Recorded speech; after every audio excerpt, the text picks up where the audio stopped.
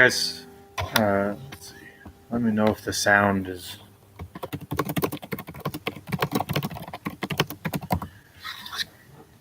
I don't know what recourses I really have to change it.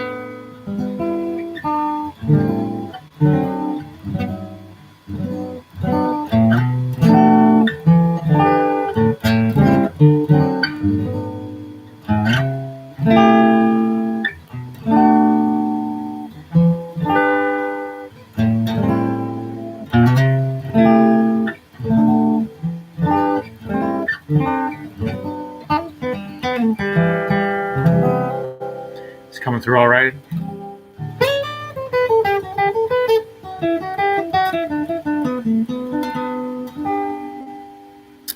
I actually got a lot of questions. I won't start till 7 o'clock, but I'm just trying to. I think we'll do it casual style and just chill out, you know.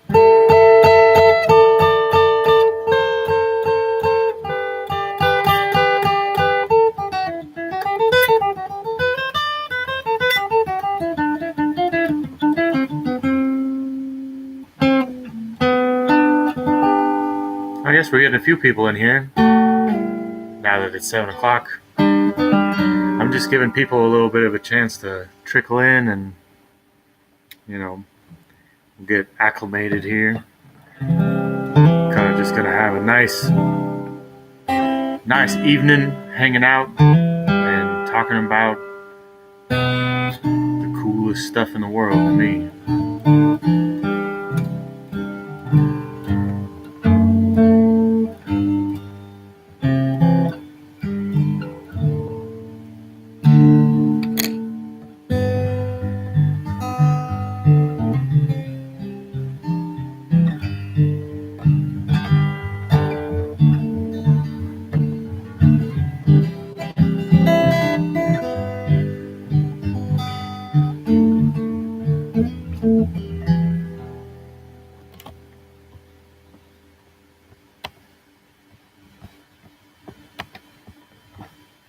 Yep, just getting started. All right.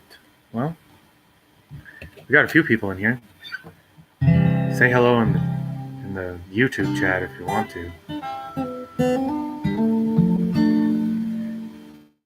because I don't know. There's a lot of discords I got to pay attention to. Probably the Altar's Classroom is going to be the channel I pay the most attention to. Probably all you guys are in there. Hi, Dogmelon's mom.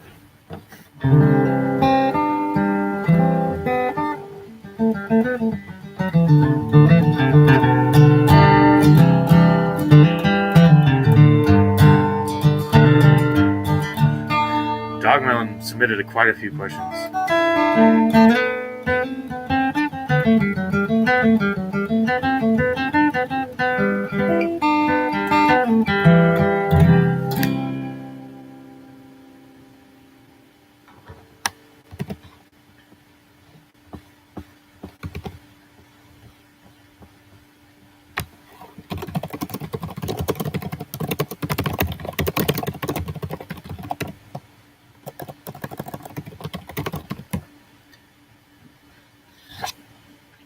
Yeah, I'm just letting people trickle in a little bit till we have a handful, and then we can start. This is kind of on short notice, so people probably weren't planning on doing that anyway. More people will probably watch it later.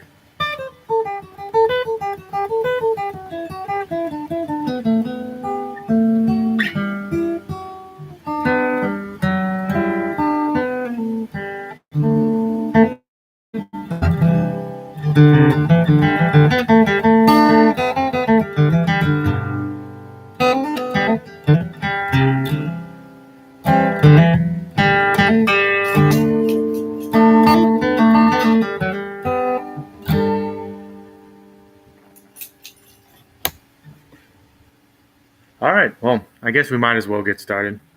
Thanks for letting me play this guitar a little bit.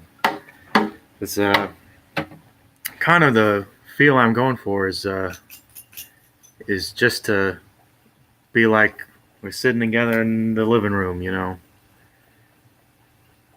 Yeah, it is a swag guitar. Look at this thing. This thing is it's redwood. It's beautiful. It's a magic item of its own kind. It was made. There's none like it. It's a one of a kind thing. Someone had it. My father had it made. Anyhow, uh, this is a new kind of video series that I kind of want to get started on, which is kind of an interactive one, just to help explore some esoteric topics and get people thinking about them and talking about them, and so I don't want to establish myself as some kind of authority figure on these things.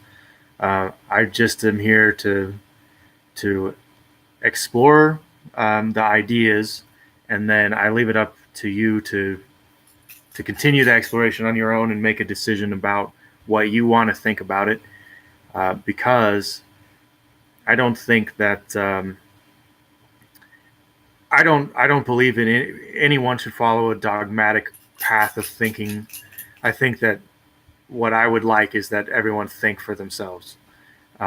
So this is all aimed at getting people to think for themselves a little more, and that is my end goal here.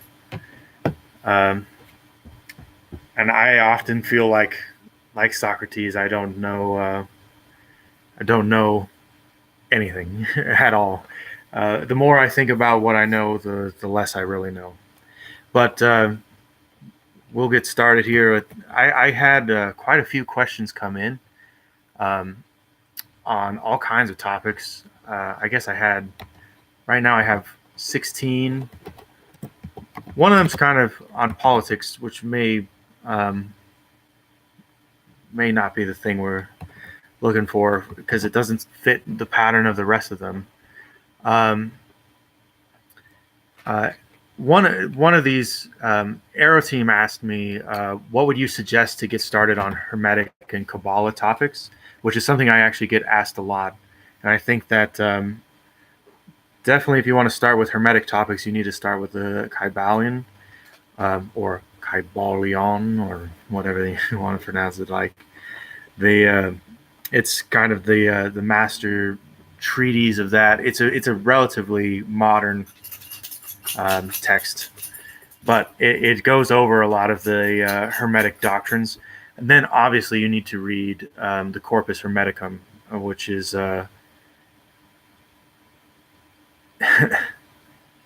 yeah, you're right. It's yeah, the Corpus Hermeticum is really uh, where all of the Hermetic wisdom lies. And so I always encourage people to go back to original sources. Go back to the earliest source you can find, instead of reading people's extrapolations on it, until after you've read uh, kind of the base texts. Chaos Tamer in the chat there saying, I would highly suggest Hermetica, the Lost Wisdom of the Pharaohs. I haven't read it. Um, an introduction of source to the Corpus Hermeticum. Um, that sounds like it could be good, but like I said, the really what you want to do is you always want to go to the base texts that are involved in whatever you're dealing with.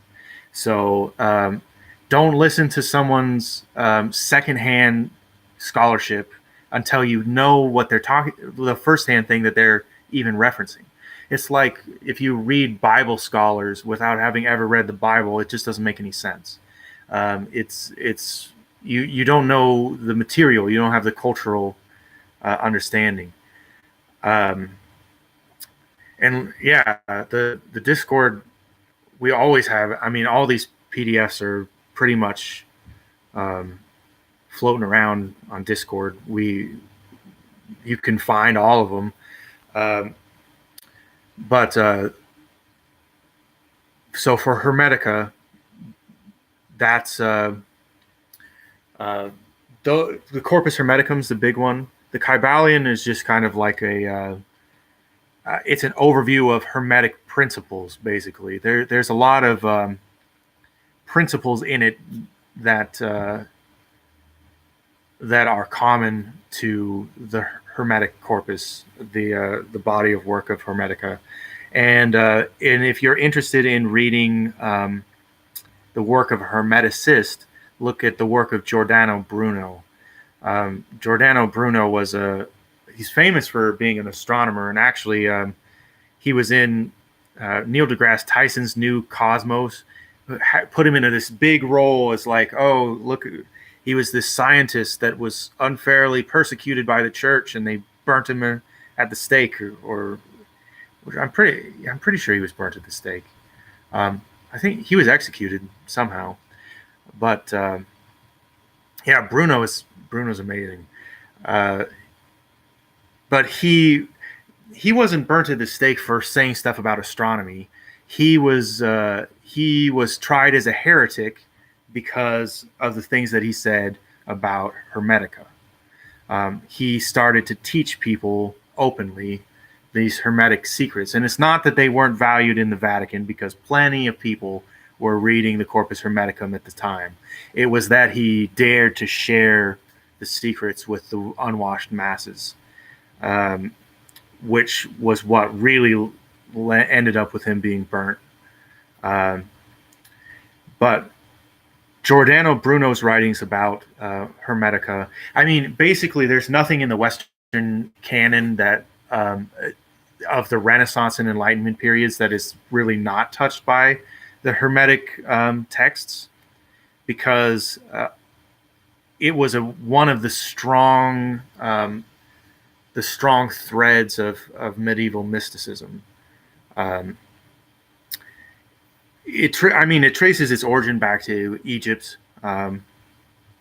but that's what we like to call mythological history. It's just not. It's neither here nor there, really. That's its self-reported history. But and if you're going to get into Kabbalah, the first thing you want to do is read. You should probably read the Torah, the first 5 books of the Bible. Um, at least Genesis. I mean, like you need to know the basics of the Judeo-Christian foundation in order to really kind of jive with Kabbalistic intentions. And because so much of it is tied up with gematria and the meanings, the meanings of the numerical meanings of different numbers. Because in the Hebrew language, they didn't have a separate number system. Each letter had a specific numerical value. So any word that you could write was also a number. So when you're talking about primary texts in Kabbalah, the earliest one, one to surface, let's say, was the Bahir, which is called the Illumination. Fascinating book. Aryeh Kaplan was a rabbi who was also, I believe, he had a master's degree in physics. Extremely intelligent guy. He did all the translations himself. He has a great version of the Bahir. He has a great version of the Sefer Yetzirah. Those are, if you were to pick up 2 books on Kabbalah and none else in your entire life, you could spend your entire life on just those 2 books. You don't need anything. You really don't need anything else. But I'd be remiss if I didn't mention that. I'd be remiss if I didn't mention the Zohar, which is it's an absolutely massive corpus of works. So I believe the last time I looked at getting a full copy of the Zohar, it came in 5 hardbound volumes. It take up about this much space on your bookshelf, and that's stuff that's it's not easy to go through. It's you have to start, really digging into not only the Torah, not only, the books of the prophets, but you have to start digging into Talmudic commentary. You have to start digging into the Midrash, and you just get tied into all of this rabbinical studies, essentially, that are really, really difficult to navigate through if you don't have a strong background in Judaism. And I'm saying that as someone who's tried to navigate them and has just basically found that that I really need to go to Israel and study in a rabbinical school or something if I ever hope to really understand the connections in the Zohar with Kabbalah. And I mean, I guess that's true in general. Kabbalah is a Jewish cultural legacy, and I am not Jewish, so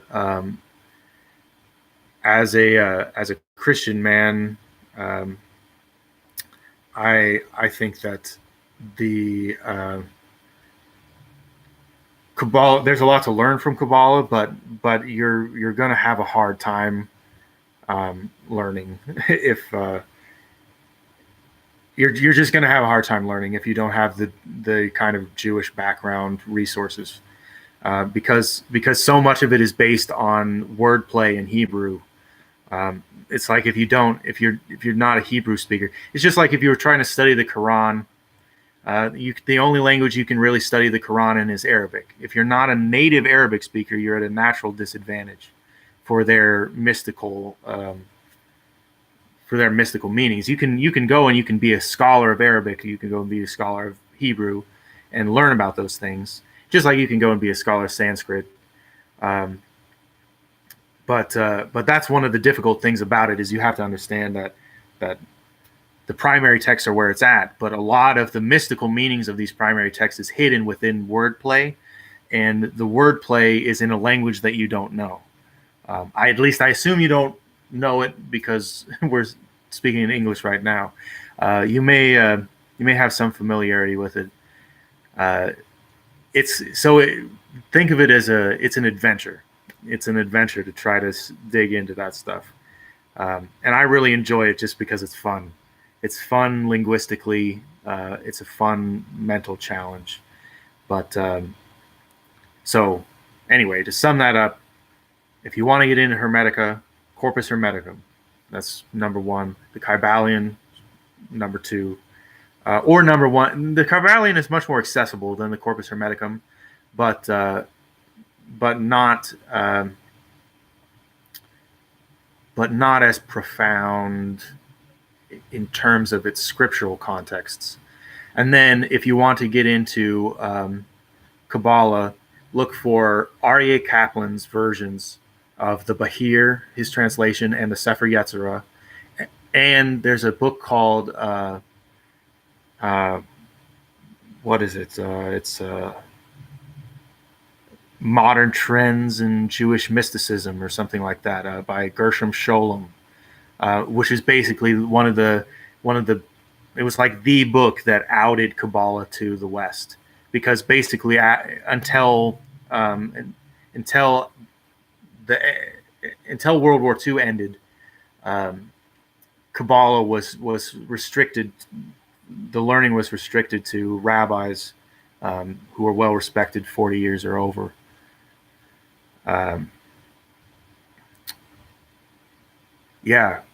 Kaplan is always ranked highly, and it's because he was a great translator, and he's great at explaining the deeper meanings. He also wrote a book called The Living Torah, which is kind of a more mainstream text about the deeper meanings in the first 5 books of the Bible, or the Torah, which is a fantastic work as well. And so if you're interested in getting into Kabbalah and understanding that Jewish system of mysticism, then that's the place to start. I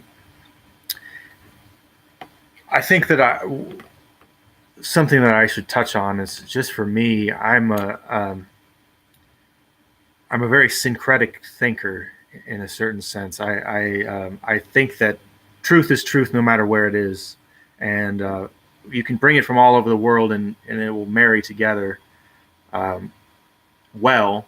If it's real, if it's actually true, it'll be true no matter where you are. And every culture has received divine truths to greater or lesser degrees, and has maintained them to greater or lesser degrees for the inheritance of their children.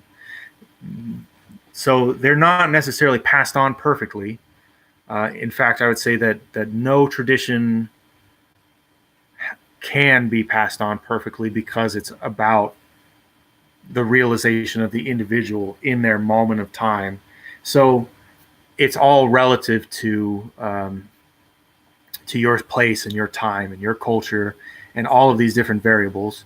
So, but the divine manifests itself to all of these different places. So what you find in Kabbalah, you're going to find in Hindu mysticism.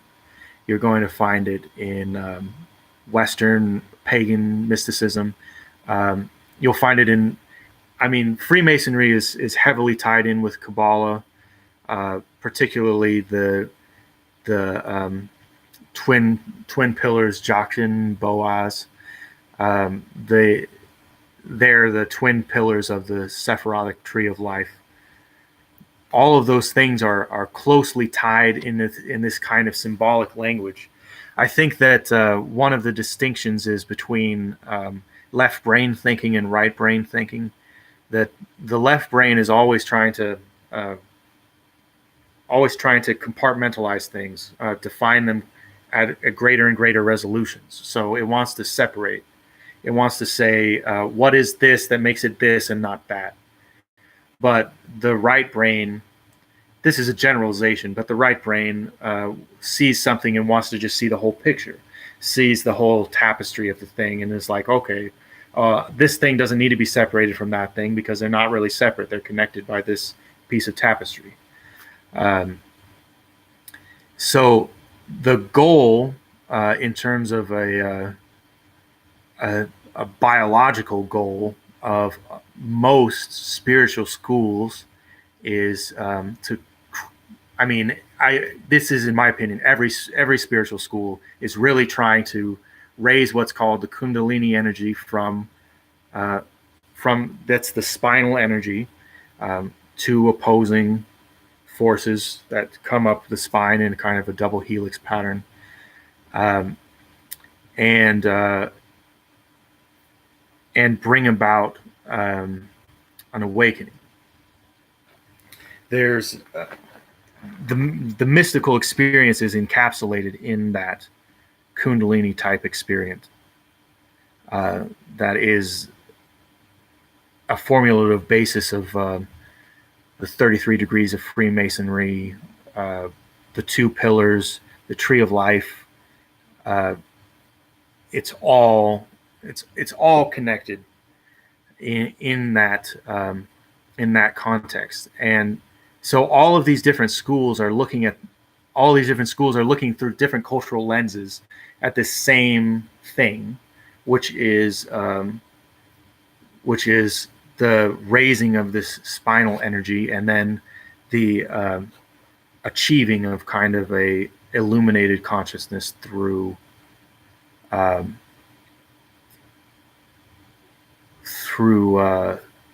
this process, kind of an alchemical process, which is known in the medieval alchemical circles as the conjunctio oppositorum, the conjunction of opposites.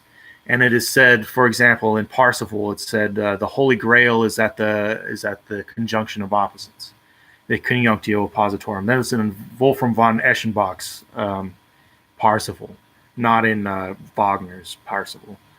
The Eschenbach version of Parsifal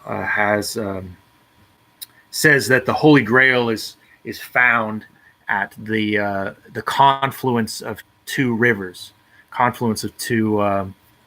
which is the conjunctio oppositorum. The two opposites meet and create a whole that's not that's greater than the parts. Anyway. Don't want to get excessively sidetracked. The next question was from Mr. I don't know how to pronounce his name. Raue Drakenhart is how I want to say it, because it seems like Japanese. Raue, something like that. Raue Drakenhart. Good guy. He's pretty active on the Discord. And he asked, what are my thoughts on as above, so below, which is exactly what we were kind of just talking about with the Kybalion. The Kybalion goes into all of these basic Hermetic axioms. Basically, the Kybalion is an explication of these different axioms, from which we construct a Hermetic view of the universe. So, for example, as above, so below is an axiom of the fractal nature of things, the reflectivity of things. And there's also for example, the principle of vibration, that all things are always in motion. It's a very fascinating read, and I recommend you get to it. But the as above, so below is probably one of the more profound statements that you can find in a very small linguistic space, because when we look at the universe, I think that we often will see what Manly P. Hall defines as the macroprosopus and the microprosopus. That is the great face and the little face. Um, the great face of God, which is when you look out at the cosmos and you see look how vast and you feel so small and all that. You look out and you see these vast spaces. You're seeing the great face of God, the God that stretches to infinity. The microprosopus is when you look inward and you see God within you, and realize that that you are an aspect of the divine. That divinity lies within you. That's every spiritual school that's not trying to enslave you is going to teach you the divinity of the human soul and the immortality of the human soul. That's an easy way to figure out whether someone's trying to enslave you is whether or not they will tell you that you are the microprosopus. You are the microcosm of the macrocosm, which is God. And that's the first thing that pops to my mind when we're talking about as above, so below. Obviously, people think of it as being like in much less grand terms than that. Things here on earth are as they are in heaven. Things like that. The earth is a reflection of heaven. What I think is the really important thing to take from that is that the outward world is a reflection of the inner world. Your mind, the world of your mind, is reflected back at you in the outer world, and the world is more like a mirror than it is like a space that you walk around. It's showing you yourself. You're just seeing it and perceiving it in a certain way. It's almost like our perceptions of the universe are inside out. We think that we're in here looking out, but really we're out here looking in. We're on the outside looking into this little world. And that kind of almost kaleidoscopic effect of or Lilliputian kind of changing of size can really indicate to you what the relationship between the perceiver and the perceived really is. Because when a person perceives something, what can we say about the nature of that object? Actually, I think that segues really well into another question. Chad Fluff asked, how do we know there is non-material consciousness? So that's a heavy-hitting question if I ever heard one.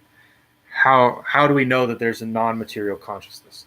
The first thing that I think about it when I hear it is I want to turn it the other way and say, how do we know there is anything material besides consciousness?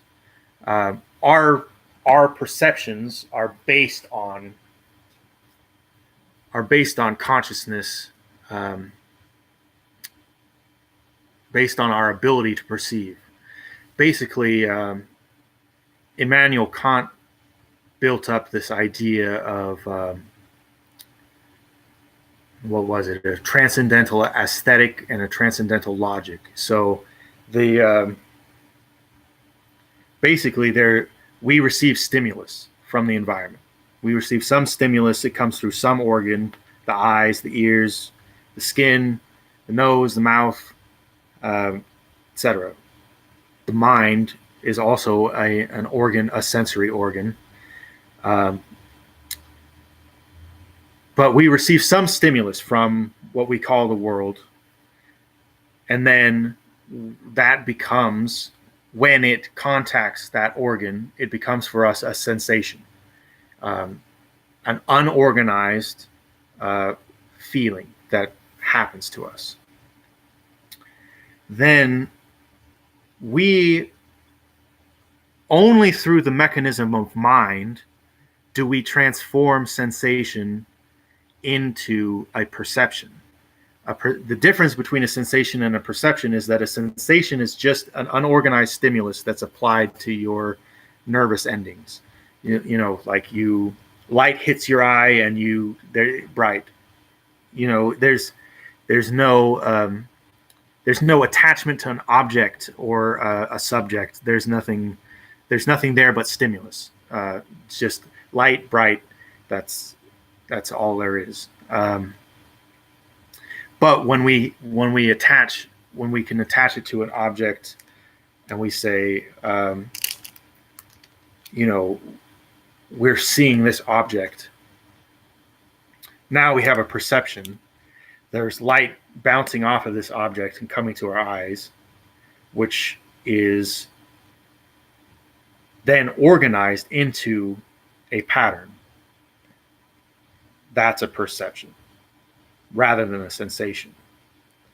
Then we organize perceptions around we organize perceptions around ideas of, for example, usefulness. We say, like, well, we can see what it is, but then we say, what is it? What is it for? And then we enter the realm of conception. We have the realm of, it's water for drinking, and we know that because it's clear. And we enter into the realm of ideas. But all of this has happened from the moment of stimulus, has happened within the realm of mind. And so we can't even start to say that that the stimulus itself was outside the realm of mind. The only thing that we're able to say is that we are having this perception, we're having this conception, we're having this experience. That's Rene Descartes' "I think, therefore I am." It's like the thing that he reduces it to is that, okay, well, clearly I'm here and I'm thinking about it. What's the most that I can say about this? What's the most that I can say about this topic? Without drawing on something else. And it's like, well,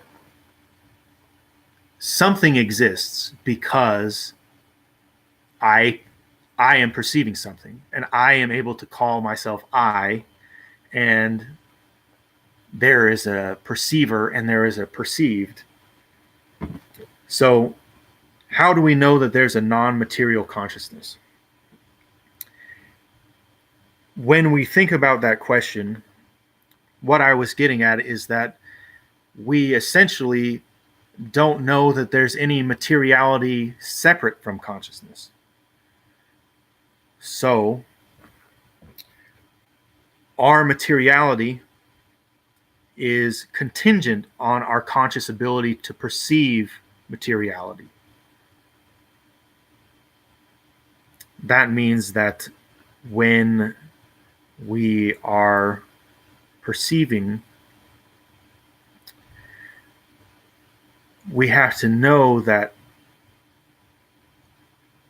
we are limited by the fact that we are a consciousness perceiving. There's nothing that exists for us aside from consciousness.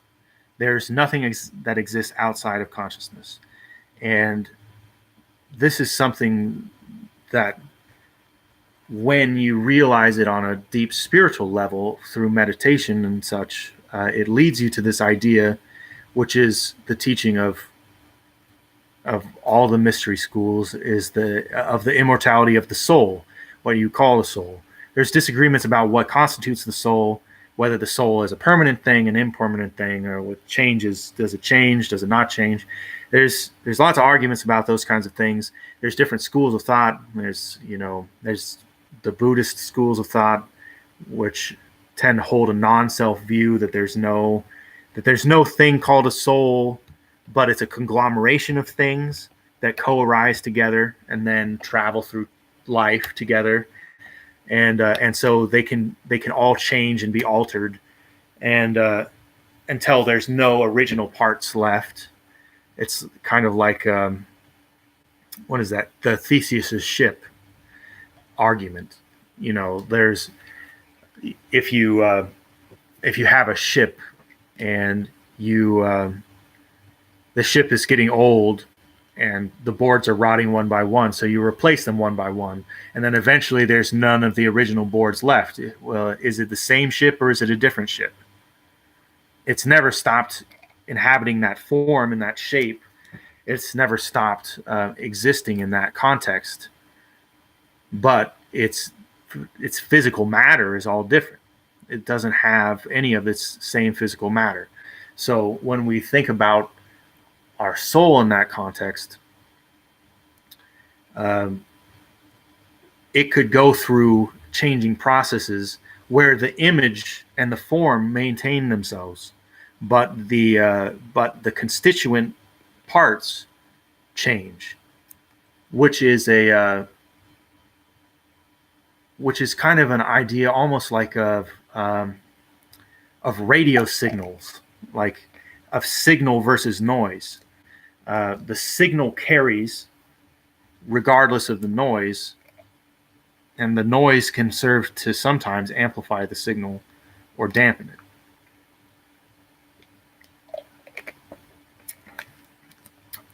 Hopefully that's not too rambly. Hopefully that makes some sense. That's definitely one of those hard-hitting questions that is difficult to tackle in a short amount of time.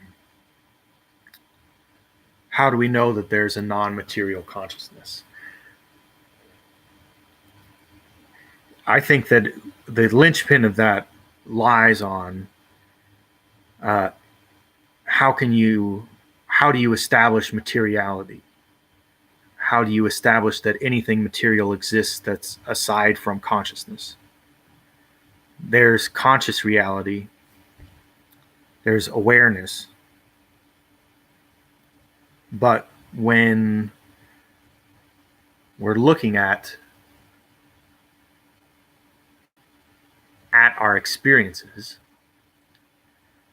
is there anything that we can point to where we can say we actually have an experience of the thing in itself, as opposed to the experience of experiencing the thing? We only have our perceptions, but not the thing in itself. We see a book, but we don't actually see the book. We're seeing photons that are bouncing off.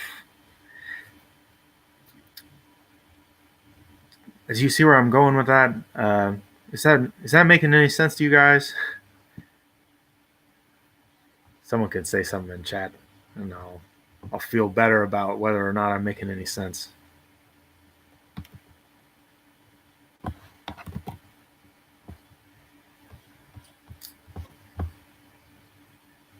Well, anyway, I'll move on to the next one. There's one that actually ties in pretty well with this. Noah asked me, let's see, which one is this? So when talking about ascended masters, spirit guides, spirit animals, deities, etc., one often describes the entity to have a certain shape. Since these beings are other dimensional and exist out of physical realm, is it most likely that these entities take the shape of what our mind would easiest grasp? I think that when we're talking about the perception of spiritual entities, essentially we're entering into the same problem. Is the mind contained by the universe, or does the mind contain the universe? Is that right? Does the universe contain the mind, or does the mind contain the universe?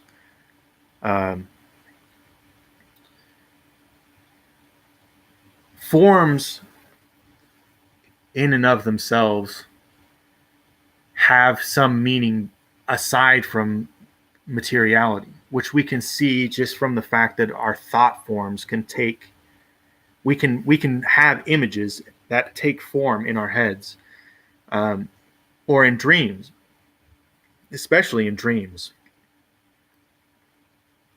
We can have our thought formations take particular forms that we recognize as being this thing or that thing. And I don't think it's a matter of being what's easiest for us to accept. I think that the form can be a lasting non-physical form, because there are lasting non-physical ideas. We can have an idea that maintains the same shape. We can think of a cartoon character from our childhood that's there. What physical form was there of that? There was ink on paper at some point. But when we think about it, we have a thought form of, Chucky from the Rugrats.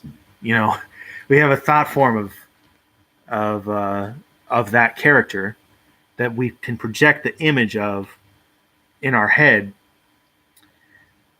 And it's not that the form is the easiest thing for us to understand. It's that there is actual substance to thought forms. Thought forms and spirit forms have actual substance, but not gross material substance. They are not so coarse as that. They are much finer substances. It's not. I'm not saying that it could be measurable in the sense of matter. I don't think that they're necessarily measurable in the sense of matter. In fact, one thing that I think about music is actually I think that all the secrets of the universe are right here. They're all contained within music. And when we think about gross matter, we might have a bass vibration. Matter is vibrating at this frequency. But there are higher vibrations in there that exist all the time.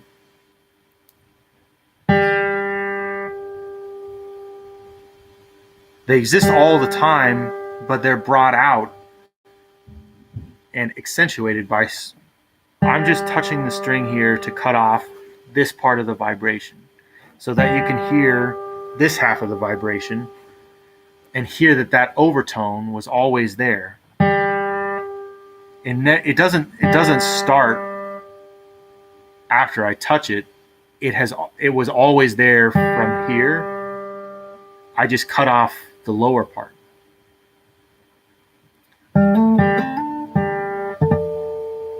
So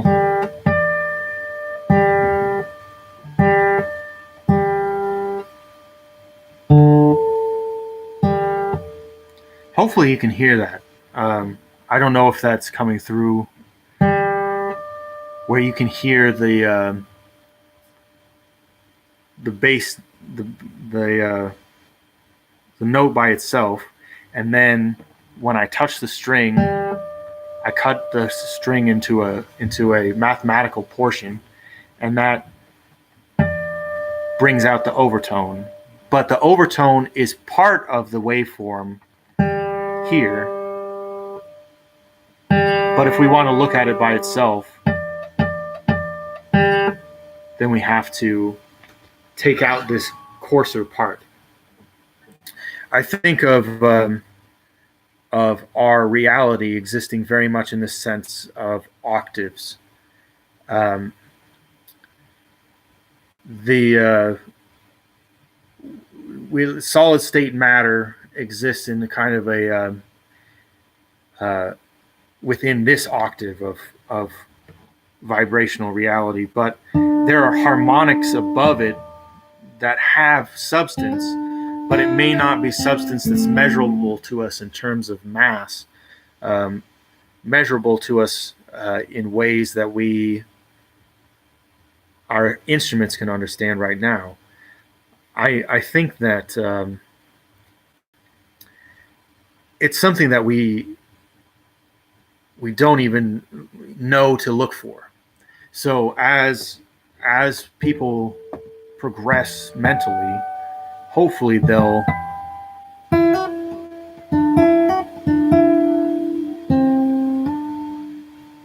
come to the point where they can kind of grasp those subtler energies and find a way to detect them. I think that there must be a way to detect them scientifically. I'm not. I don't believe that there's a gap between spirituality and science. I think that magic is just technology of a different kind. There's and sufficiently advanced technology is magic, as Arthur C. Clarke said, appears as magic.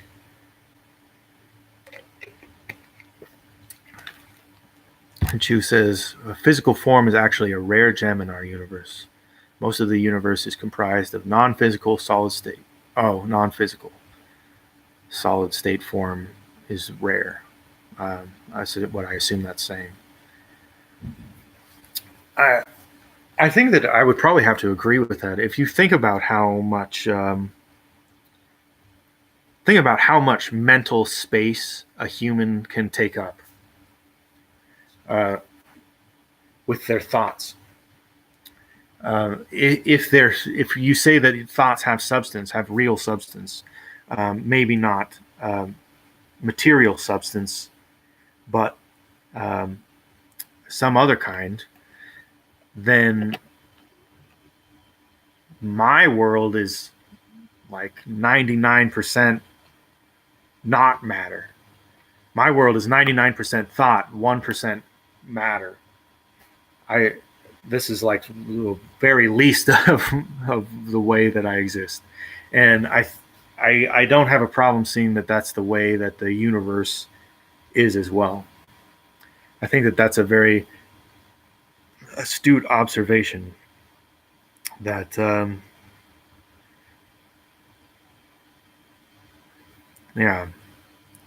that there are many non-physical parts of human beings that comprise really our depth and value past our animal selves. This is just a beast of burden that we happen to ride on. We're riding around in these corpse suits. They're just space suits of space suits. That's what I like to think of them as. Yeah, we got some good questions. Eve asked, in your opinion, is life more spoopy and magical if you mindfully go with the flow and let the fates guide you, or when you intentionally set out to practice magic with set goals? I think that, at least for me, I try. Actually, I feel like that's a harder question to answer than it initially seems, because there's definitely some interesting things that would come up in thinking about whether or not you should do anything in the occult realm. Hey, Hedge. It's good to see you. Uh, when you're trying to think about, should I make a concerted, magical, mental effort to achieve something, to achieve this thing, um, you really have to ask, well, what's the focused purpose of that, and is this the best way to accomplish it? I feel like a lot of the time, it's good to get all of your energies flowing in the same direction. So if you're aiming for a goal, um, you can't just cast a spell and forget it. That I just don't think that that's a valuable way to do things. You can make spells or sigils or rituals a part of your life, but they have to revolve around um, the goals that you're actually setting. So it's like if you make a spell to make yourself a famous writer or something, but then you never sit down and write, then the spell won't work. I mean, it will never coalesce for you because you're not taking um, you're not putting your energies all in the same direction. I think that largely it's best not to meddle. Uh, it's it's best to try to understand, try to understand the world, why it is the way it is, why people are the way they are, why things are happening the way they are. Um, Understanding the cause and effect chains that bring these things about, and rather than fighting it, I take the kind of Taoist point of view that one ought to flow with it like water. You ought to try to accept with equanimity what life is bringing to you. It's going to be, it could be good or bad, It's it can bring a lot of things your way, but sometimes you Pythagoras thought that people don't know what's best for themselves. Um, he thought that it was best not to pray for things because you might get what you asked for. So his point was, if you say, "Oh God, I please give me a brand new Ferrari," and he gives you, somehow you end up with a bright cherry red Ferrari on your front lawn the next morning. You're like, "Yeah, God got me a Ferrari. What a bro! This guy's friggin' awesome." And you just, you know, that's cool. But if it ends up being something that gets you robbed at gunpoint or something, someone tries to hijack you, or who knows, just the taxes you'd have to pay on it, the gas mileage, I don't know. But there are many uh, side effects to everything, to any action. There's going to be reactions. There are going to be uh, other things that occur, and so you have to be very mindful of your intentions. And that's one of the reasons why you have to make sure that your intentions are good before you start um, doing any kind of ritual magic or anything like that. Um, because if ill-intentioned things, it can cause you much more harm than than you will want to deal with. The karmic backlash from acting unwisely and forcing your will upon the system um, is huge. Uh, this is kind of how I like to think about it. As Shakespeare said, all the world's a stage, and all the men and women merely players, or however he said it. But all the world's a stage. We all have our parts to play, and within your part, you have leeway to to to play it how you want. You can. If someone's like, "Oh, you're the tough guy," you will be the tough guy. Hey, come on away, or you could be the I'm the tough guy. You could go all kinds of ways with your acting, you know. Um, so within the boundaries of your role in life, you have to. That's what you have to work within. And if you start fighting against the current of what's happening or what's going to happen, it's just not going to be it's not going to be effective, and it's going to cause you more harm in the end. It's kind of there. A lot of things in the occult are like Chinese finger trap kind of things. The more that you try to pull apart, the tighter they're going to get, and so you really have to let go and try to go with the flow in order to start having a lot of success with what you're trying to do. If you're trying to force your will in a place where it just doesn't, it's just going to be nullified by the forces of the world, you're going to have a hard time.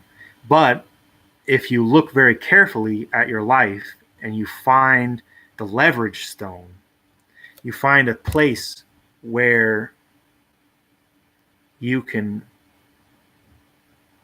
place your plank and get some leverage. You can do great things with leverage.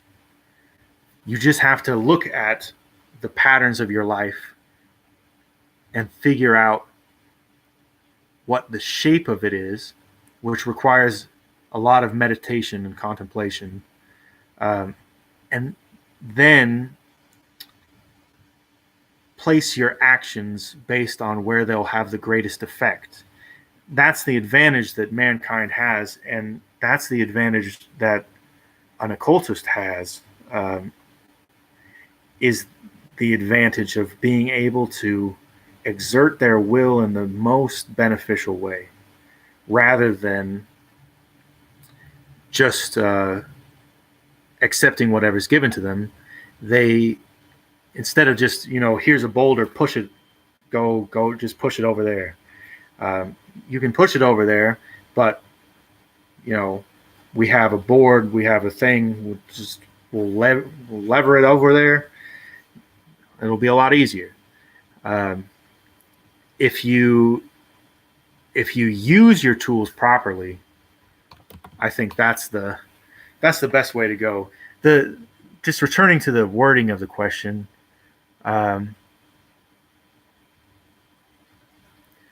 is life more spoopy and magical if you mindfully go with the flow,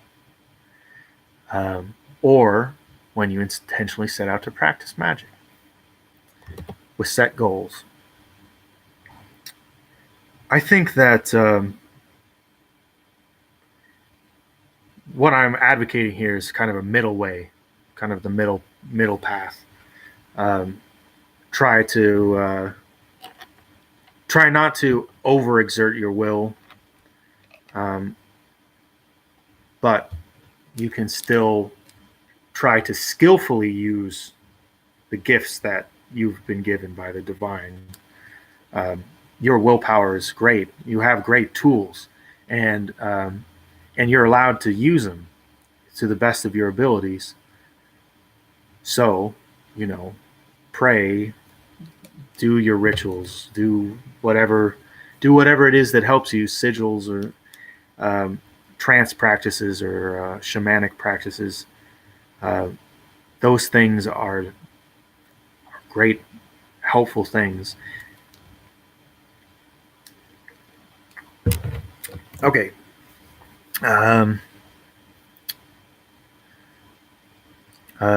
Here's another one from Noah.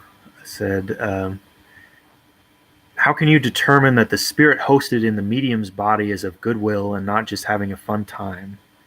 The medium is often in a state of trance and can't really determine, control the actions the spirit proceeds to take, nor tell the sitters, people attending, what's going on during the trance and possession of the host body. It's interesting. I'm probably not the biggest expert on mediumship. I think that there are a lot of kind of hoaxsters in mediumship, but there are also some pretty legitimate things. I mean, I've definitely seen spirits myself. I was visited by my grandfather's ghost 10 years after his death. I've seen spirits in many different situations, and most people in my family have seen spirits at some time or other. So to me, that's not the question. It's not a question of whether mediums are actually doing a good job, but how can you determine that the spirit hosted in the medium's body is of goodwill? I think that, in my experience, most spirits will if you politely ask them to do something, they'll do it. I mean, I don't know about like if you ask them to do something weird, but if you're like, please leave. I've had spirits make me uncomfortable, and I said, please leave. And for the vast majority of the time, they leave. Mostly spirits don't want to cause trouble, don't want to get entangled in emotional messes and things like that, because I think where they are, the emotional things tend to drain them or bog them down in ways that we don't really understand here. It's somehow entangling or ensnaring, and so that it's very inadvisable, I think, on their side to oppose someone if they say to leave. If they're, I don't know. I haven't had many experiences with mediums. As this question says, and not just having a fun time, the spirit having a fun time with the medium. I mean, maybe it's the medium having a fun time. I don't know. The medium is supposedly in a state of trance and channeling, but they could also just be a fake, or if a spirit really doesn't respond to requests to leave, then you can start to so there's kind of like an order of ruling out things. So it's like, okay, well, do you trust the medium? Is the medium good? And then then you have to establish the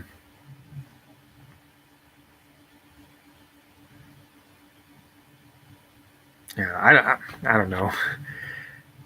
I'm getting getting a bit loopy. There's a lot of questions about mediums here. Um, Maybe I'll just read some of them and we'll think about them together. Getting out of a deep trance can be hard, and a lot of practitioners, mediums, usually have assistance from a trusted friend to take care of their body while they're at it. Losing track of time and potential physical shakes and stuff can easily occur. How could one that wishes to enter the state of mind best control it without anyone to care for the body? Strictly speaking of deep trance. Well, that's my primary experience with deep trance is alone. So I I think that the best thing that you can do for yourself is to make sure that you're truly alone, because the only thing that's really going to mess with you is if other people are going to like walk in on you or something. Um, because if you're alone in your room and put away stuff that's could be kicked over, you know, kind of common sense things. Um, so if you want to best control a deep trance, hmm, kind of best. I'm not sure what they're. I think Noah was asking, how do you best control the kind of physical side effects? I think that for most people, they aren't a big problem. I mean, when you get into a trance state, um, you can start to feel that you're passing through this veil of vibrations, and there will be all these kind of vibratory phenomena and kind of feelings. But I don't think that mostly people don't go the holy roller route. Uh, it does happen sometimes. I mean, obviously, holy rollers exist, but uh, but I think that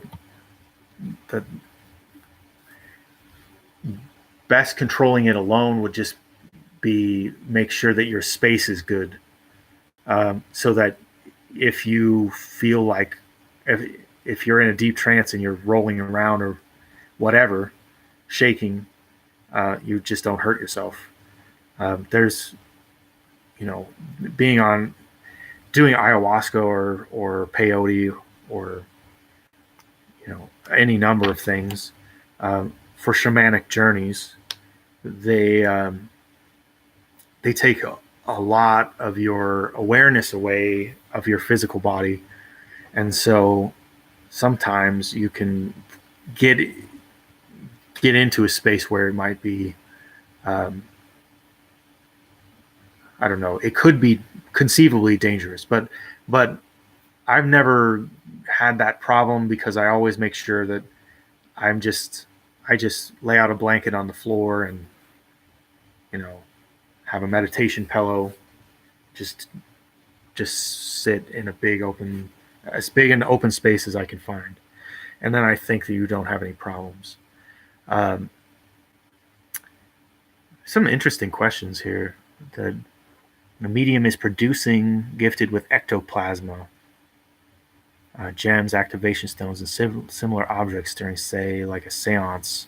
The object is often poured out from about any opening on the medium's body. It can harm the host in any way when this is done. I, I don't know. So ayahuasqueros talk about vomiting up darts. Uh, the the the sorcerers down there will use these darts uh, to kill people, uh, but the true ayahuasquero shaman is supposed to swallow them back and reincorporate them into the body. I've not had that experience, so I don't exactly know what they're talking about. Um, Ectoplasma is actually I've seen it, but it was something that after seeing a spirit this is really weird. I saw an apparition once on when I was on dextromethorphan, or whatever it is. I don't know, DXM. The uh, I saw a spirit pass through a window, and then the on the window there was like a condensation that was like kind of like a slime, but it evaporated clear on your hand. So if you touched it and you pulled it off and you rubbed it between your fingers would have no residue. It didn't leave any residue at all, but it was a clear slime looking thing, or not slime, but it was like I don't know, it was like goo. It was like a thin, like mucusy kind of thing, um, and I've particularly noticed it around windows. I don't, but it evaporates so well that I'm not sure if it's a kind of hallucination. Um, my gut response would be that it's that ectoplasma is a is part of an apparitional hallucination rather than um, well. So, like we were saying, thought forms can be real. I mean, thought forms are real too. There's that this material reality is not the only reality there is. Other things have reality that aren't physically real. When we were talking about the basis of matter and reality, I think that the matter is only the coarsest form of what we perceive. So there are subtler and subtler forms of existence, and because we're dealing with this system, like we were talking about earlier, where we can't really separate the the perceptions of the mind with reality. We can't say that that a thing is real just because we can touch it, because then the only way that we can interact with it is we interact with it as an object in the mind. It's a constructed object that we create in the mind as a conglomeration of sensations and perceptions and conceptions. That's how we manipulate reality. That's how we interact with reality. And when we have a hallucination, we have a thing enter into our perceptions that that doesn't match with our constructed universe. And that's one thing that I think people don't understand very well, but they should, is that we essentially live in a constructed universe. Your brain is literally a matrix generator. I mean, it it constructs the universe that you perceive as being outside of you. Everything that you see outside of you, you might think that it is a separate thing, but it is a projection based on these sensations, perceptions, conceptions.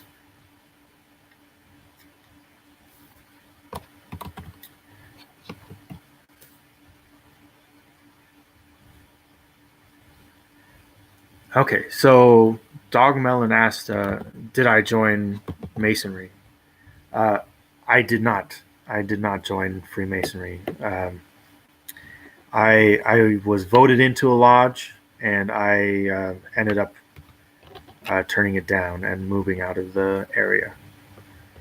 Um, I I am interested in Freemasonry. I would probably petition a lodge again to enter into Freemasonry, but I am not at this time entering into Freemasonry.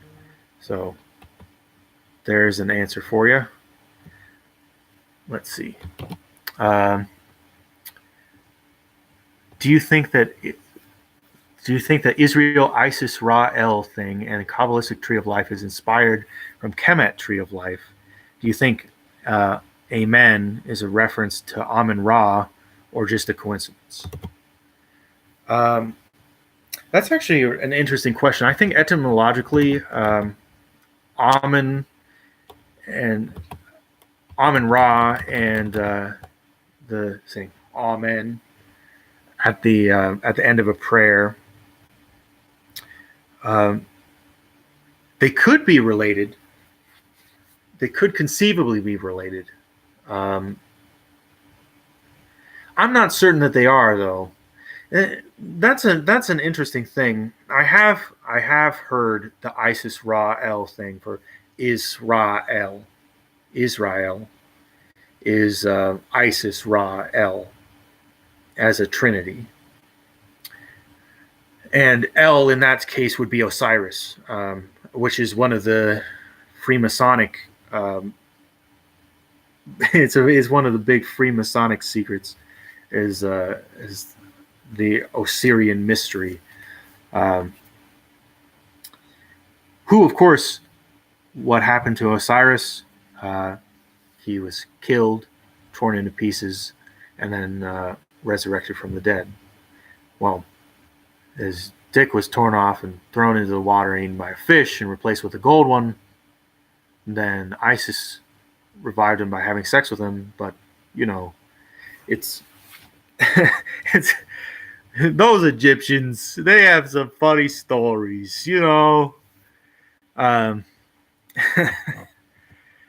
They yeah. So Isis Ra El is.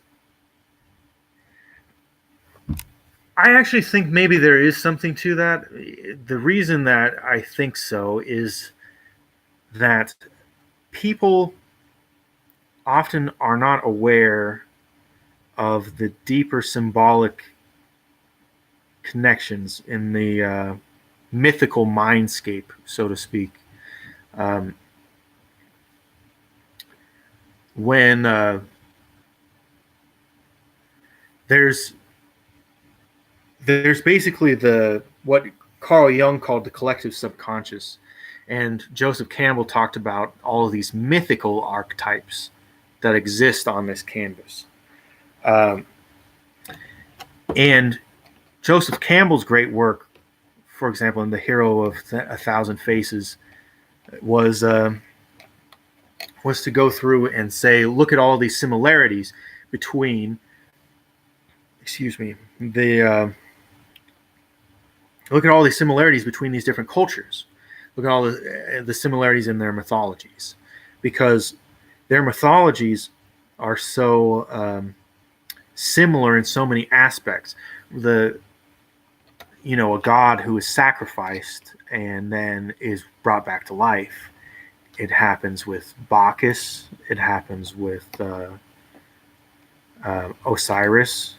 It happens with Mithras. It happens with Jesus, obviously. There's people have told me that there's a resemblance in some of the Vedas with Krishna. I'm not so. I have not read that in the original texts. I've heard people say that. I haven't read Krishna resurrection kind of things connected to Jesus in that sense. Though I do think that the Christ-Krishna connection is a real linguistic connection. Christ, if you ask me, Christ is Krishna. They're the same thing. The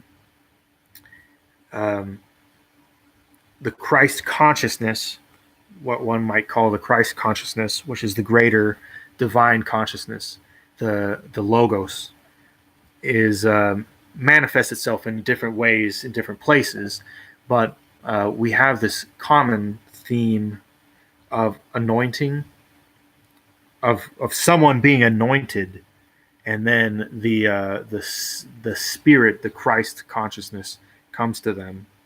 They become an avatara of Krishna. So I've often wondered about the true meaning of. It said, "Take the name of Christ upon you." When you're baptized, they say, "Take the name of Christ upon you." Uh, what they're talking about to me is the anointing of. They say that you will be reborn by the Holy Spirit. So what they're trying to do is they're trying to awaken the Christ consciousness within the person. But I think that there may be some ritual missing parts um, for a lot of Christians that have been lost or concealed over the ages by jealous churchmen who were more interested in power than truth. Okay, so I think that when we're talking, going back to the question, do you think Israel, Isis, Ra'el, Kabbalistic tree of life related to the Kemet tree of life? I think that these are all related concepts, and there's a reason why they're related, is because they're true, and they all point to the same source, the same source material that is being read through different cultural lenses. So these people are seeing it this way, and these people are seeing it this way. They talk to each other, and they're disagreeing. These people say, "Oh no, you got to look north to see it," and these people say, "No, you got to look south to see it." And they think that they're saying opposite things, but from where either one of them is, they're saying something accurate. These people have to look south, and these people have to look north in order to see what's above them. It's that's one of the conundrums of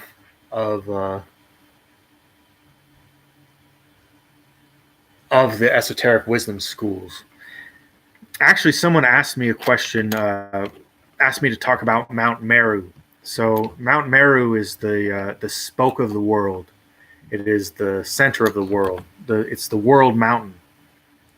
And Mount Meru is the metaphysical center of creation.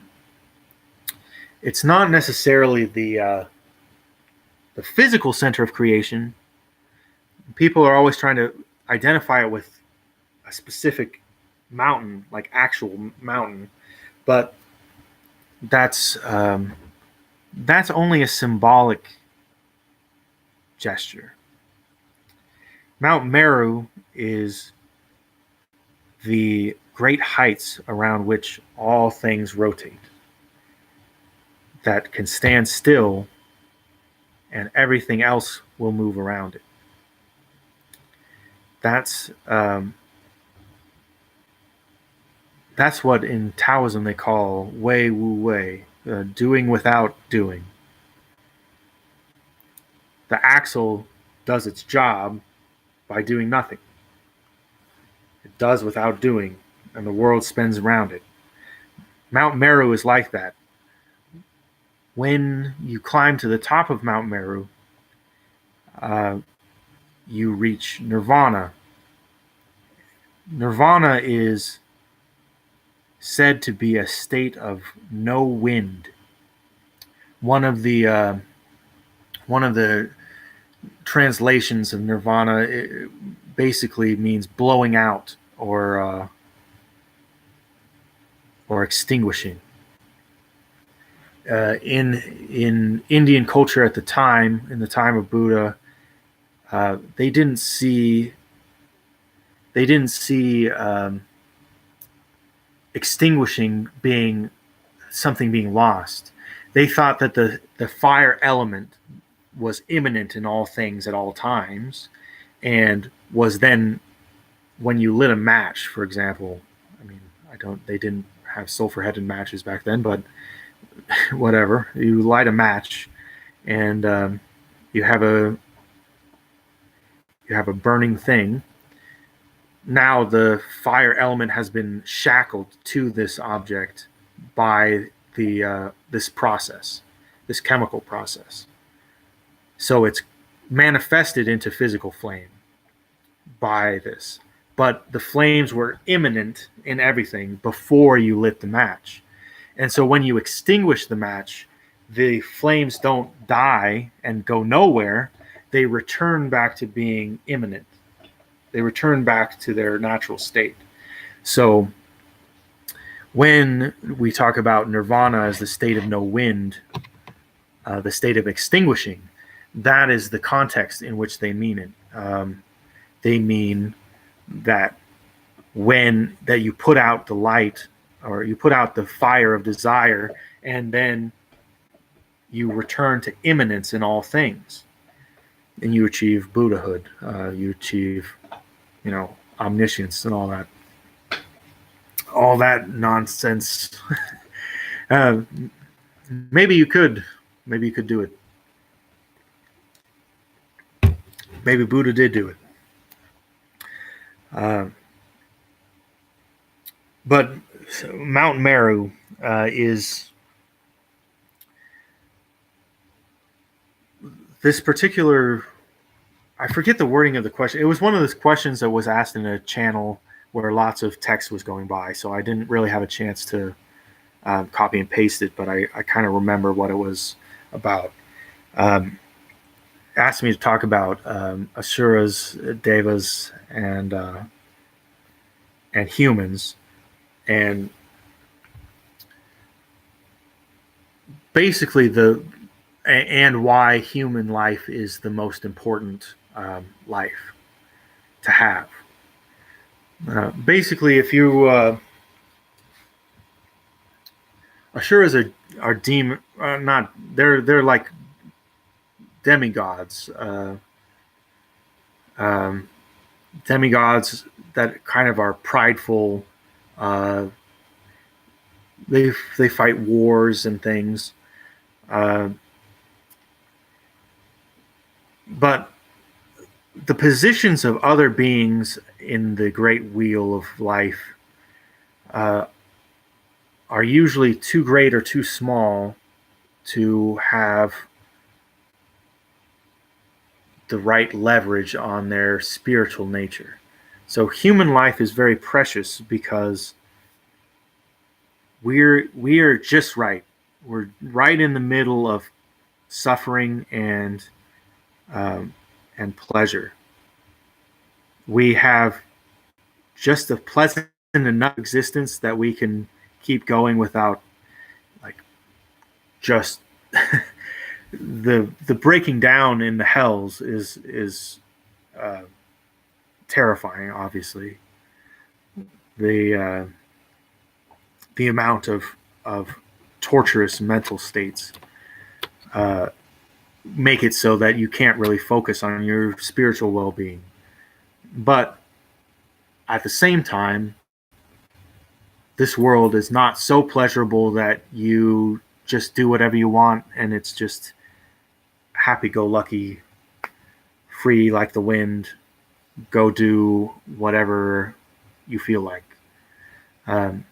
You still have responsibilities, and you still suffer through lots and lots of things. People are cursed with diseases and hardships of all kinds in this world. And the combination of the two makes it so that humans are in a uniquely privileged position to advance spiritually. So being here on this planet at this time, you have to treat as a gift. A great gift has been given unto you to be a living human being at this time, where you can be around these people with this level of technology and everything that everything that exists here right now is pretty good. We're doing pretty good, pretty all right. At the same time, we really suck, but that's neither here nor there. All right. What are your thoughts on Moloch? Started reading meditations by Moloch. Someone posted. Yeah, I saw someone posted meditations on Moloch. I haven't read meditations on Moloch. My thoughts on Moloch are that Moloch is the bad king. In the Old Testament, Moloch is an evil god that the Israelites, the Hebrews, are forbidden from worshiping.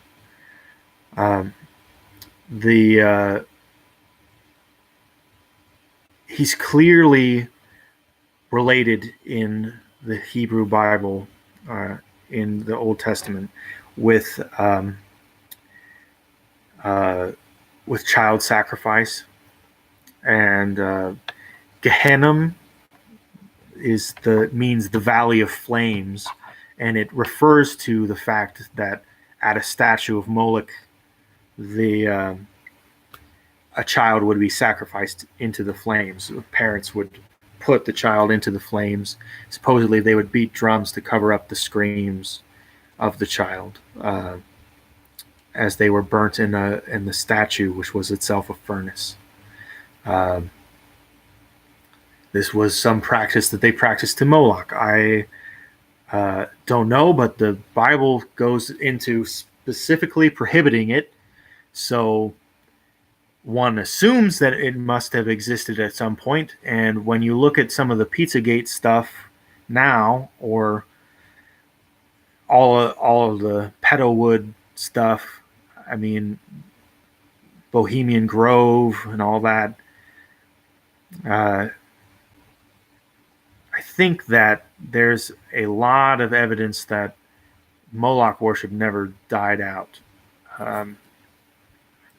Moloch, of course, is also Baal, and Baal Haman, which, as you were mentioning, Dog Melon, you mentioned Amun Ra. Baal means Lord. Baal Haman means Lord Amun. But Baal Haman in Carthage, Baal Haman was the main deity of Carthage, and we know that they had child sacrifices because we found the bones. We found the bones of the babies that they sacrificed to Baal Haman, and this was, of course, a moral outrage to the Romans, and that's why Carthago delenda est was the end of every speech of Cicero or someone like that. I think it normally said Cicero, but the C's are pronounced as K's in Latin, so I took to calling it Cicero, I guess. It's kind of a funny name. Was it? I'm not sure. I'm not going to worry about it right now, but the Carthaginians, they worshipped Baal Haman and sacrificed children to this god. That also in the Bible, we see that a god of these Canaanites, Moloch, had child sacrifices, and the Carthaginians were Phoenicians, so they came from Canaan, the land of Canaan, and they sailed west to Africa in the Mediterranean. So the Carthaginians are literally Phoenicians who are Canaanites. So Baal Haman and Moloch worship, they are the same. And then in the Interpretatio Graeca, the which is the basically just the how they translated different gods into Greek gods so that they could talk about them together. Moloch was seen to be Saturn. And the War of the Gods is one of these stories that's just constantly told. We have these warring parts. So there's Enlil and Enki in Sumeria. There's Jupiter and Saturn in Rome, or Zeus and Kronos. There's an old god and a young god that are at odds. In Zoroastrianism, Ahura Mazda and Ahriman, if I remember correctly, two opposing, one ultimate good, one ultimate evil. The earth then becomes the spiritual battleground of these two gods. This is one of those things where I start to think the ancient aliens hypothesis starts to become interesting, because these are the types of conflicts where it's like, why are all of these cultures, disparate cultures, recording a war between two gods, one of them good, one of them evil? Why is there, why in the Norse mythology did they, the Aesir, they threw out the ice giants, and then but someday they'll return and they'll have to fight it out again. The Sumerians, Enki gave the human race life, and Enlil was angry. I forget what exactly it was Enki did for the human race. He's the god of water.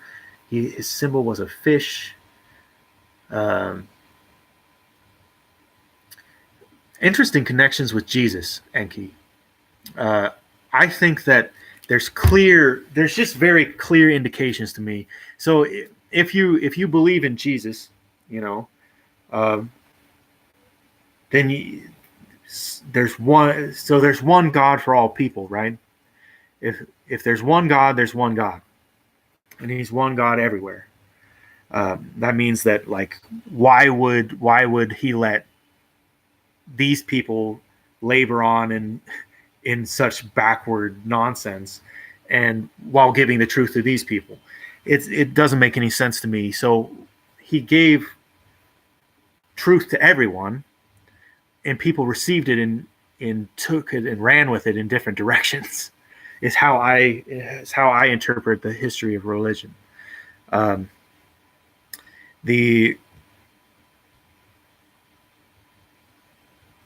That's how we can see Christ as being relatable to this, so Enki, and to Krishna, and to Quetzalcoatl, who was crucified on a cross. Quetzalcoatl, interestingly enough, was crucified on a cross, and it's in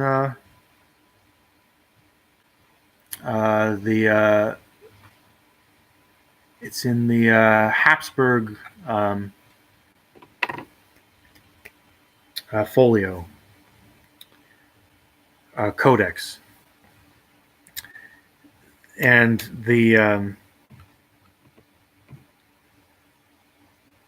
they have a depiction of him being crucified on a cross that was an X rather than a cross. It was X.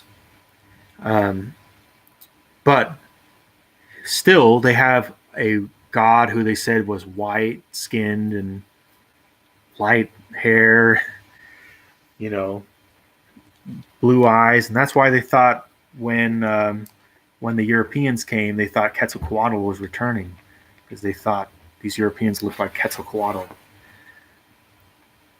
So I think that there's pretty good evidence. I mean, there's evidence to support my suspicions on all that.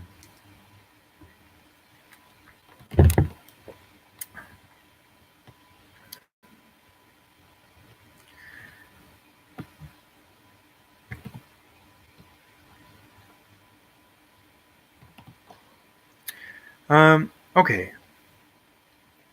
There's one more question that I'll touch on, and then we'll call it a night because we've gone on for quite a while. I feel like I don't want to feel like I'm rambling too much, but this is a really interesting one. It's about the zodiac signs. So, um, so Dog Melon was asking. He didn't really phrase it as a question, but if you've been researching astronomy, I'd be interested in that too. That, for example, the 12 disciples corresponding to the 12 zodiac signs. There's all kinds of things that come in 12s that can correspond to the 12 zodiac signs.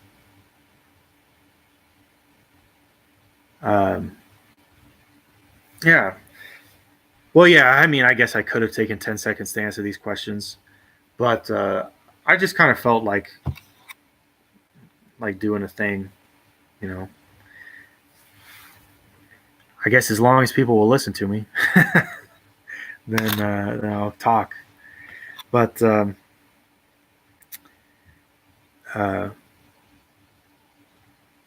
so the zodiac. One of the fascinating things about the Bible that you have to understand, until this clicks in your head, like the Bible is not going to make a whole lot of sense.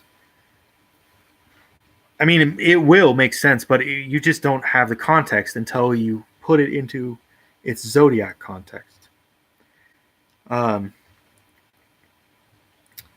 There's clear evidence in the Bible that they understood the precession of the equinoxes. They understood that there was a 26,000 year cycle of the Earth's rotation where a different zodiac sign will rise on the horizon every 2,160 years, something like that. This cycle has, I mean, it's a consequence of the wobble of the Earth, and it's an amazing thing because it's literally encoded in the stories of the Bible, so that we can go back from the time of. I like to start at 0 AD. We start with Jesus. We enter in with Jesus into the age of Pisces. Pisces being the fish. The fish is the sign of Jesus. Ichthus. In Greek, if you write Ichthus, it is an acronym for Jesu Christos Theo.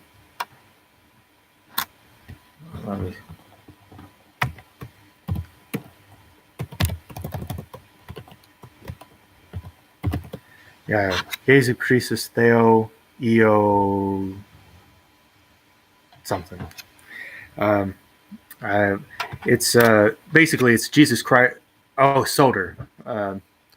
Jesus Christ, Lord and Savior. The Jesus Christ, Son of God, Savior. So the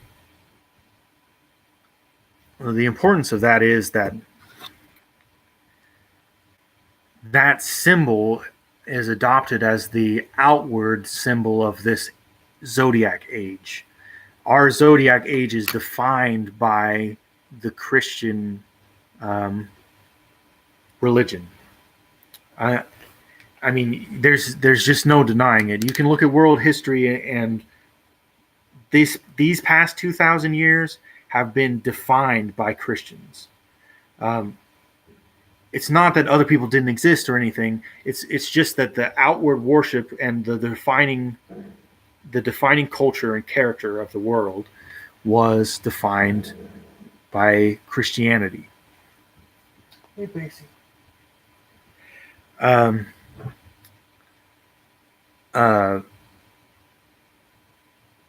But before that, there were other ages.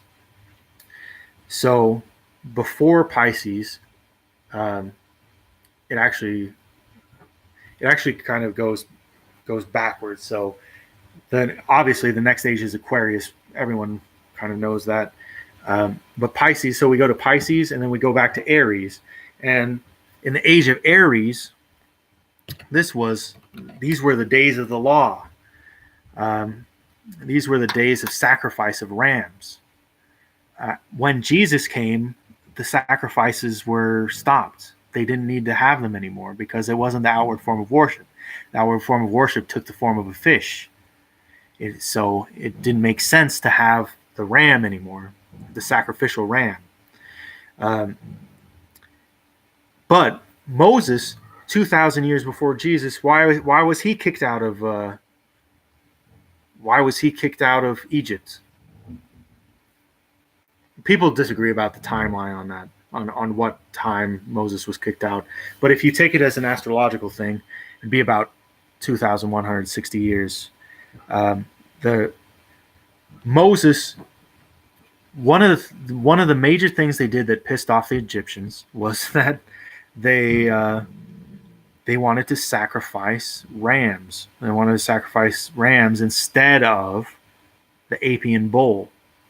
And normally they would the Egyptians would sacrifice once a year. They would take a bull, Serapis, and drown it in the Nile as a ritual sacrifice of the bull.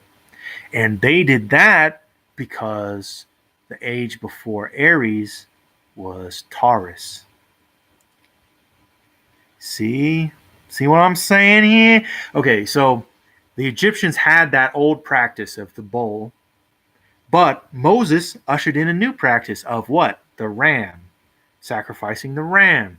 So there comes the ram. Now we have the ram sacrifice up until the time of the fish.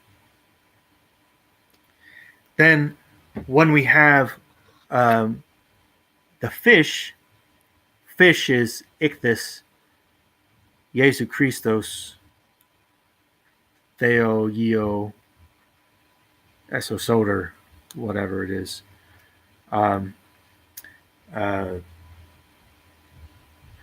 Jesus Christ, Son of God, Savior. That's the outward form of worship in this 2,000-year cycle that we're in right now. That's coming to a close very soon. It hasn't closed yet because the sun still rises in Pisces on March 21st. People dispute this, but it's all about where I didn't hear that. Jim Carrey passed away. That's sad. I didn't know that. But the cycle is based on where the sun rises on March 30 or March 21st. So since it's still rising in Pisces, I'm saying it's still the age of Pisces. and probably will be until, if you ask 2160, if you go from 0 AD, 2160. But the real interesting thing about this, the real linchpin of it, is that each one of these ages has a secret sign. And the secret sign is the one that is on the opposite horizon as the sun is rising. So as the sun is rising in Pisces, the constellation of Virgo is setting. So Virgo setting, Virgo becomes the secret sign of the age. So the outward sign of this age is Jesus Christ, Son of God, Savior, Ichthys, the fish. The inner sign, the secret sign, is Virgo, the Virgin Mary. And so the cult of Isis became and was wrapped into the Roman Catholic Church, or at the time just the Catholic Church, was wrapped into the church as the cult of the Virgin Mary, because that became the inward form of worship. The outer form of the previous age, Aries, the ram, but that was the outer practice was we would you go out and you sacrifice a ram in a temple, but the inner practice was the setting sign on the opposite side was Libra, and Libra is the scales. Moses was the lawbringer. Moses brought the law to the hearts of the people. The Torah is written upon the heart. The first letter of the Torah is Bet, for Bereshith. And then the last letter of the Torah is Lamed in Israel. And together they spell Lev, which, if you read it right to left, they spell Lev. And that means heart. The heart, the law is written on the heart. It's a secret law. Not secret, but it is the inner law. The inner sign of the age was Libra. And these things are encoded in the Bible.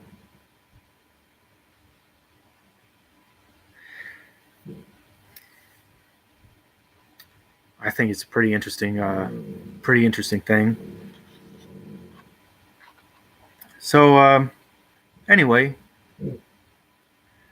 I hear the dog wants me to take him out. What's the Virgo thing again? Oh, well, Virgo is the Virgin. So Virgo. So in the age of Pisces, Pisces has a diametrically opposed sign, and that sign is Virgo. So as Pisces rises on the horizon, Virgo sets on the opposite horizon. That means that the sign that the sun is rising in is glorified, but the sign that is setting is the secret sign of the age. So Pisces is the glorified sign of our age, but Virgo is the secret sign of our age. The secret religion is the goddess religion, is the Isis religion, is the cult of the Virgin Mary. In the previous age, the outward form was in sacrifice of rams. The inward form was in the practice of the law. And those were the outer form and the inner form of the religion. Prior to that, we had Taurus the bull opposed to Scorpio. Scorpio used to be seen as a serpent or as an eagle before it was seen as a scorpion. So I think it's hard to predict or hard to say what their interpretation was, but I think that their interpretation was that of a serpent. The Egyptian interpretation seems to be of a serpent. So their outward sign was Taurus, the bull, which we have the bull of Mithras. We have the bull sacrifice in the Nile. But the inner worship was the worship of the snake, which is the Kundalini power, and the snake of the tree of knowledge of good and evil. It's a very deep and fascinating subject, and there were ages before that, and there will be ages after it. But here's something to leave off with. When Christ was going to eat the Passover, his disciples asked him, "Where should we go to prepare the Passover?" Now, Passover takes place in the Jewish month of Nisan, which is the month surrounding the spring equinox. And Passover is the first full moon after the spring equinox. So, where shall we go to prepare the Passover means, so those signs, what determines the age is what sign is rising with the sun on the spring equinox. When he says, "Where do we go to prepare the Passover?" Christ says to them, "Follow the man who carries water and go into his house." Houses of the zodiac. The man who carries water is the symbol for Aquarius.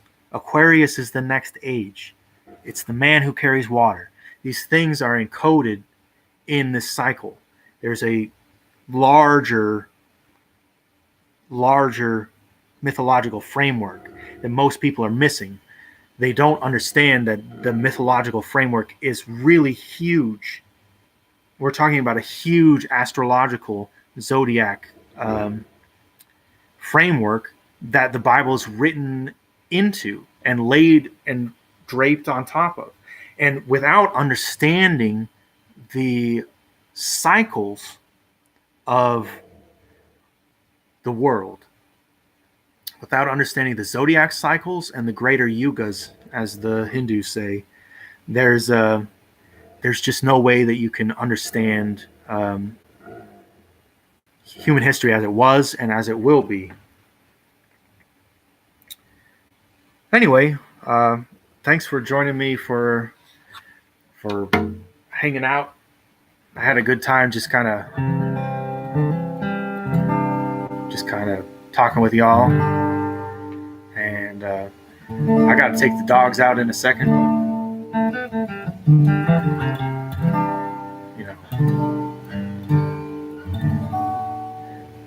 I'm just gonna